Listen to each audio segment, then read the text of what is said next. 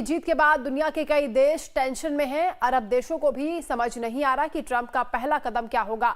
Saudi अरब में दुनिया भर के मुस्लिम देशों के नेता इकट्ठे होकर मंत्रणा कर रहे हैं। लेबनान और गाजा के हालात पर बात हो रही है, लेकिन भारत ने कहा है कि उसे कोई फर्क नहीं पड़ता कि अमेरिका में किसकी सरकार है।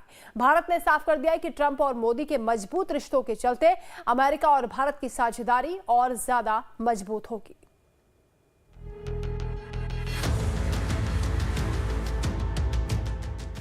डोनाल्ड ट्रंप को अमेरिका में बड़ी जीत मिली है।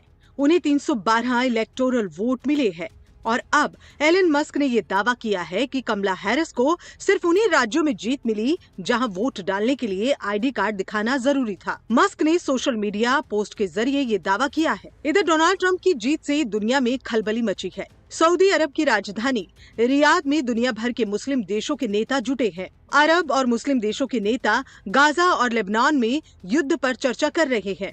सऊदी अरब की मीडिया के मुताबिक अरब नेताओं ने कहा कि फिलिस्तीन और लेबनान में इजरायली आक्रमण ने उन्हें तत्काल कार्रवाई करने पर मजबूर किया है।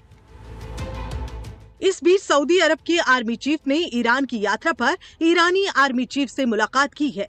ईरान और इजरायल के बीच चल रही जंग के बीच सऊदी अरब के आर्मी चीफ का ईरान की यात्रा पर जाना अहम माना जा रहा है। ईरान की मीडिया का ये कहना है कि ईरानी प्रेसिडेंट पशकियान ने सऊदी क्राउन प्रिंस मोहम्मद बिन सलमान से फोन पर बात की है।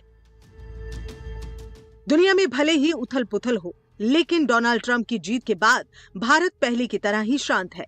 भारत को ना तो बाइडेन की हार से फर्क पड़ता है और ना ही ट्रंप की जीत से। विदेश मंत्री एस जयशंकर का कहना है कि चुनाव में जीतने के बाद ट्रंप ने जिन 3 लोगों में सबसे पहले बात की, उनमें से एक प्रधानमंत्री मोदी थे। Prime Minister was among the first 3 calls I think that President Trump took. And look, India, Prime Minister Modi has actually built rapport across multiple presidents. When he first came to DC, Obama was the president, then it was Trump, then it was Biden. So, for him, there's something natural in terms of how he forges those relationships. So, that's helped hugely. And I think, the changes in India have helped as well.